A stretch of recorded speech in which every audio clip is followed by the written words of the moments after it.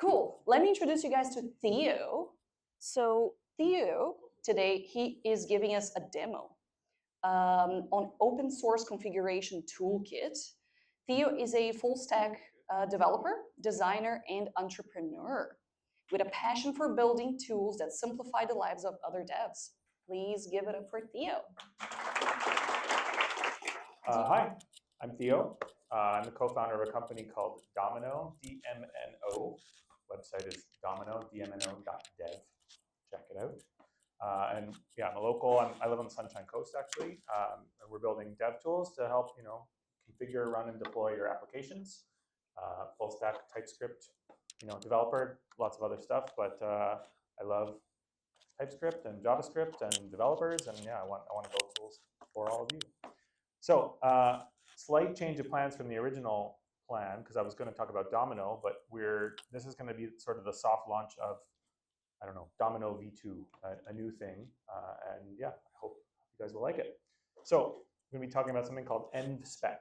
So let's talk about environment variables. And first, I just want to do a quick poll. Okay, raise your hand if you use environment variables to configure your applications. Pretty much everybody, right? Okay, do you use .env files? Yes. Yeah, do you often have a .env.example file? Yes. Yeah. How many of you have sensitive secrets sitting in plain text in your .env files on your machine? No one? You're lying. Andre does. I promise you you're lying. Maybe you don't have the prod creds, but some things are a little sensitive sometimes. How many of you are worried about leaking secrets to AI assistants from .env files? Yeah, if you're not, you're delusional. There's, even with, they're making updates, but really easy to leak stuff left and right. It happens all the time. How many of you, you or a teammate, have accidentally committed secrets to Git? Happens easily, all the time, right? How many of you have lost hours of your life debugging bad config on, on CI or staging or production, right? Very hard to debug. Often it's really weird. Things crash in weird places. You have weird errors, right? How many of you have taken down production due to bad config, forgetting a key, putting in the wrong value? Yeah, happens all the time, right? How many of you have sent sensitive secrets over Slack or similar, even though you know you really shouldn't have? You just delete afterwards. Yeah, yeah. Everyone knows you shouldn't do it, and then yet we still do it, right? How many of you have been stuck or unable to work waiting for your coworker to send you that new API key for the new service? Nothing's booting anymore. Everyone stands up and starts wandering around, right? And how many of you avoid putting config and environment variables to begin with to avoid all of this crap? I think it's pretty common. Okay, so let's go back to basics for a second. What is config anyway? So everything that is likely to vary between deploys and environments. That's taken from the 12-factor thing. If you don't know 12-factor, you should look it up. And I sort of boil it down to 3 different types of things. One is contextual info. That's like, which environment is this? Info from Git. What branch are we on? What's the commit hash? The deployment URL from your platform, things like that. The next is behavior flags. So, enable features, adjusting behavior of the systems, redirecting things, maybe log levels, things like that, right? And the last is links between your services. So those could be URLs, they could be credentials, passwords, things like that. How to connect from service A to service B. Ideally, this all means that you can boot, your identical code base in really in different states just by changing the config. You don't have to redeploy. You can just kind of restart, or you just redeploy without changing the code. And often we want to toggle config based on the environment, but we really want to have separate config for each toggle, not have in your code, if environment is production, do this. You really want to separate it out. And I really think that a lot more stuff would be considered config and people would put it in config if the tooling wasn't terrible. But again, people avoid it. They do those environment checks because it's a pain, right? You don't want to make all of your teammates get stuck because they don't have that in their environment file, right? So let's talk about the problems. One, things are usually not well documented, and the documentation is scattered throughout your code base, right? Onboarding and offboarding. Onboarding a new developer, how do I get the new stuff? What do I even need? What do I need to generate? What's a personal thing? What's a shared thing, right?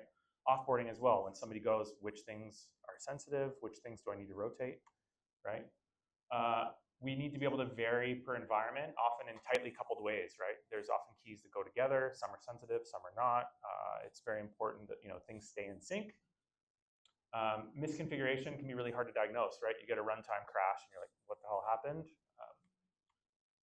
It's hard to keep things in sync. Very often there's a new thing in the example, you don't have it. You have a new thing, you forget to put in the example. Things get out of sync all the time. We often have to involve a lot of tools, right? There's not one tool that does it all, so you have to wire together 10 different things. Secrets are treated differently. A lot of these tools only care about sensitive things, right? But why? Why do I have to have one way of managing non-sensitive things and one way of managing sensitive things? Secret sprawl is like, I have to set things in CI, on production, on staging, in all these places. It's a security problem. Everyone has it on their machine. Things are all over the place. And last, it's hard to share config and keep things dry. Even in a monorepo, there's not a good way to say, okay, here's this one piece of config and all of these 3 services need it, or I have these multiple projects, and how can I share things across it? You're kind of hooped if you try. So let's talk now a little bit about the landscape of what's out there right now. So on the loading side of things, Node finally lets you load .env files yourself or natively with a --n file flag. Great. But it only loads one file. You have to pass it in every time you run Node. It's pretty awkward. In practice, you probably want to, you might have multiple files, a local one, multiple things. There's .env. There's a new version called .envex. There's .env expand if you want to be able to do things like reference things across each other or call out to a CLI command. There's .env flow, which does sort of that cascade of, load my defaults, load my environment specific, my local stuff, right? There's a thing called nconf. It's pretty good. Not really for loading .env, but for like holding sort of a singleton of lots of config. For validation, you can go the general purpose route. There's Zod, Joy, AJV, Typebox. They work, but not necessarily ideal. There's ones that are specific for environment variables, and there's framework-specific ones. Astro has a new environment variable thing. Fastify has one. And then for secrets, you have a couple options. You can locally encrypt stuff, right? There's SOPs and Gitcrypt. There's some other ones too. This is like, I want to commit it to Git, but encrypt it. There's all the cloud providers have their own stuff. Vercel has built-in NVAR stuff, AWS, GCP, Azure. And there's secret vaults. So these are things, specifically made for this. HashiCorp Vault is the big one, but it's a pain. It's expensive. It's not fun to deal with. There's kind of the new kids on the block in Physical and Doppler. They're good, but with any of these things, you still have to go and wire it up together, wire it up yourself. How do I inject the things at the right time in all the right places? How do I deal with validation? Should I just put secrets in here? Do I put non-sensitive stuff in here?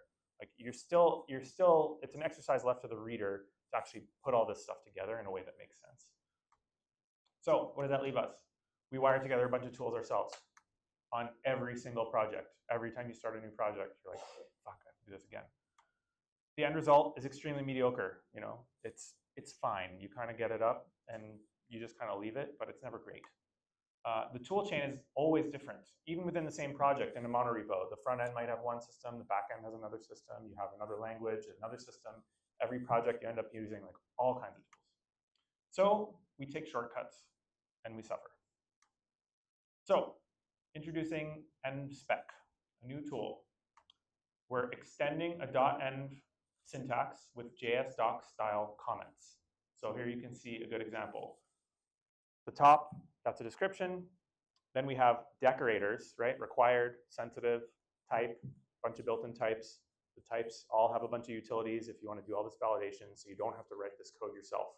You don't have to maintain it yourself. It's not coupled to your application anymore, right? It's decoupled. It's a standardized way. Even if you're not like taking action on this, just having a standardized way of documenting all this is super helpful. And the nice thing about doing it in a .env file is it's platform agnostic, right? This isn't a schema that's happening in your code within your JavaScript application. This can be run by any language and any scripts, other tools. The other thing it introduces is a concept of function calls. So like a lot of other .env tools will still be able to load this as a string, but you can see instead of like taking a string and saying, oh, this one looks like a URL of a whatever secret in AWS, SSM, or whatever, I'm going to explicitly say I'm going to call this function, right, and pass in these variables. It's composable, right? You could imagine a decrypt function that acts on something that was fetched from somewhere else. Yeah, the really big thing here is that this lets you understand where config is going to come from, even if you don't have access to it, right? So everyone on your team can see in production, this is where this thing comes from. I understand exactly how it's going to be populated. I'm not just hoping that somebody said it correctly on the platform that I might even not be able to log into. So we take our .env.example file and we rename it to .env.schema, right? So now this contains useful info and it will never be out of sync because it's actually being used when your application runs. It's also a sensible place to put defaults, right? Normally, an example file is like half of them are like replace this, put your API key here, but then another one is actually a default value that you want to use. It's unclear which are which. With this, no longer the case. It also will automatically, if we load multiple environment-specific files, now that sensitive secrets can be removed easily, it makes sense to use these, right? I can have this, here's my production file, it has a non-sensitive value, sure, throw it in there. Or, I'm gonna pull it from 1Password from this vault, whatever. Okay, so we're gonna do a demo. The tool itself is called Varlock. NSpec is sort of this open standard that we would like other people to pick up. There's a parser, right, for how it loads. Varlock is our tool that actually implements NSpec and loads your .env files that have NSpec in them. Okay. Let's see here. Just give me 1 second.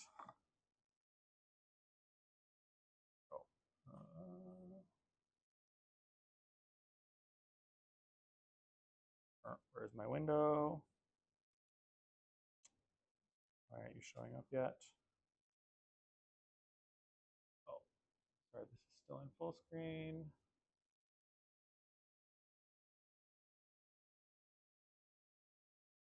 There we go. Okay. I should probably make this text bigger, eh? Is that good? People see? Bigger. One more? Is that good? Okay. This here. Okay. So you can see here I have my schema file. At the top is what we call a header. These are decorators that affect the overall loading, right? So I can set like default, are things sensitive, is it required? This environment flag is going to set the key of where my environment flag lives. And that value is going to affect the automatic loading of .env, .development, env production, etc. I can adjust, I'm going to generate types automatically. There are going to be TypeScript types. Here's where it's going to go, right? Then I have my whole schema. So you can see each item can have description. It can have a type. Is it required? I can have a default value. It's very flexible. You can do things like, it can handle strings, numbers, booleans, whatever. We can do things like attach documentation. Here, this is handling like the sort of .env expand stuff, right? So if I want to reference another item, I can do that. If I want to call out to another CLI command, I can do that. Here's some example of function calls. Here, I'm calling out to 1Password to read a specific item. And you can see it's all composable, right? I'm going to go and read the thing, but I'm going to pull the vault name in from another item. And internally, it's like turning it into a bunch of function calls that are all sort of nestable and composable. So here, I'm going to run this command. Oops. Why am I in caps lock?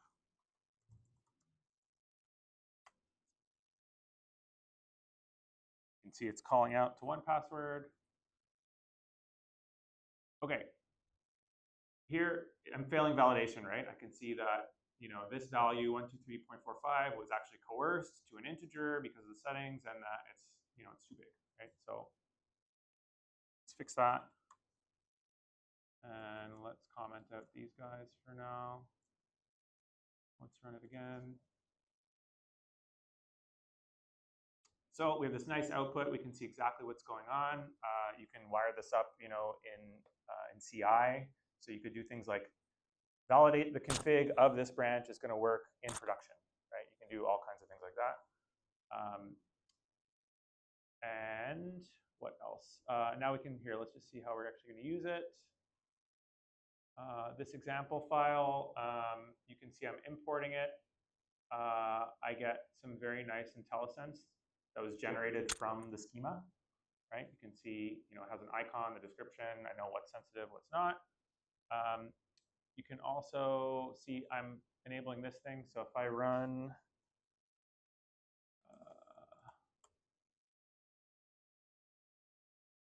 so once I know what's sensitive, I can do really cool stuff, right?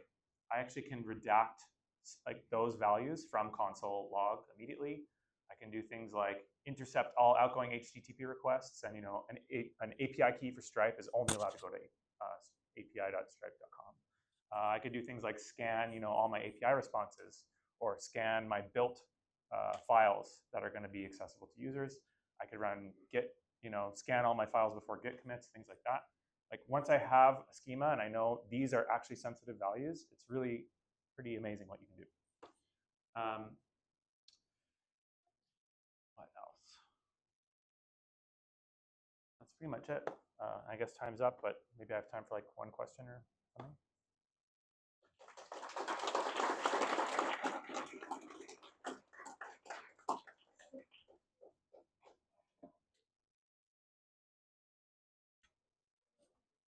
Questions? Oh, Jesus. How many customers using this grid? So this is sort of the second iteration of this. The first iteration, very similar, but the schema was written in TypeScript. And there's like drop-in integrations for Astro, Next.js, Remix, like there's a whole bunch of stuff. There are some people using that. It's particularly super useful like in a monorepo because you can have sort of a unified configuration, you know, system for everything. There's people happily using that. This is not published yet, but I'm like, this is sort of the soft reveal, and we're going to publish it next week. The CLI is there, and yeah, it works pretty well. There's also a VS Code extension to get all that nice highlighting as well.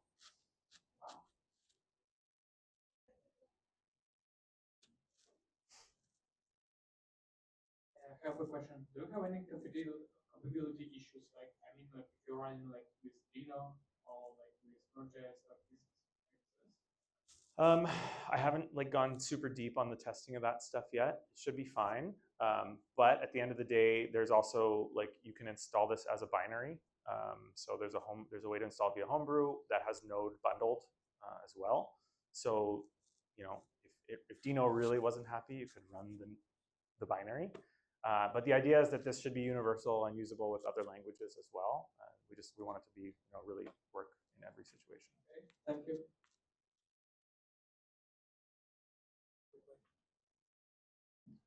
Just quickly, I noticed as you built the story towards .env.schema, was that like an effort to separate out extensions so you can have a syntax highlighting easy like automatic thing? Because I would have your DSLs and I'm like always trying to hunt for you know extensions that I can use.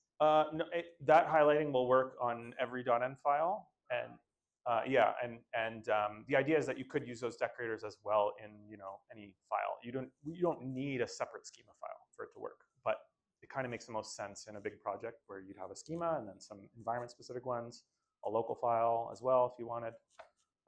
Yeah. You need the syntax. I mean, you need the language features in the VS Code or something like that. To get the nice highlighting, yes. Otherwise, everything will look like comments, and you do then need, you know, an spec compatible loader to then actually run the validation and everything. But even without it, it's kind of a nice way of documenting in a standard way. Probably out of time, yeah. But I just wanted to say, so yeah, I'm going to launch this like next week. Go to domino.dev. You can sort of see a bunch of info about the previous iteration. There's a newsletter there. Sign up, and we'll be pushing it out. You know, we're going to do a Hacker News and Reddit and all that stuff, and some re-amplification would be much appreciated, as well as feedback. This is, you know, it's an open thing. We want this to become a standard, ideally. So if you think it makes sense or doesn't, you know, you want to collaborate, please get in touch. Awesome.